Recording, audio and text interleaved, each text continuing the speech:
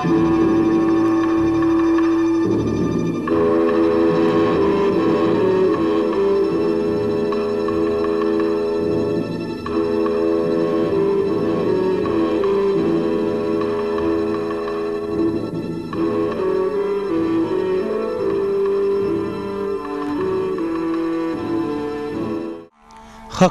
тыв аймактарына жол көрсөтүүчү адис катары жардамдашкан Хакас педагогикалык университетинин археология жана этнография кафедрасынын башчысы профессор Виктор Яковлевич Бутанаев.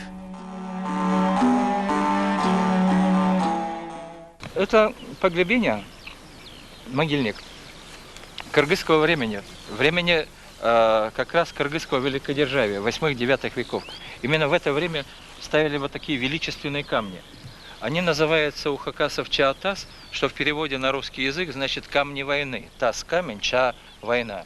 И действительно, глядя на них, чувствуешь, что они такие все суровые, построенные, вероятно, в грозные годы. И вместе с тем, посмотрите, какие громадные камни. Они тоже, в общем-то, весят здесь, вероятно, по несколько тонн. Бул аймак 8-9 кылымдардагы кыргыздар дөөлөттүү өмүр сүргөн, мамлекет орноткон өрөөн болуп эсептелет. Сырткы душмандардан коргонууда шейит кеткен жоокерлерге, аскер башчыларына арналып тургузулган бул айланадагы таш белгилер, мүрзөлөр кыргыздарга гана тиешелүү. Бул жерде кийинки мезгилдерге чейин эле кыргыз айылдары болгон.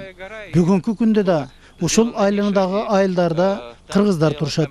Ал эми бул жерге Хакасиядагы бул аймакка жакын жашаган кыргыз сөөктөр аталган уруунун өкүлдөрү зиярат кылып турушат деген маалыматты берген. То есть привязаны тоже флажки чалама.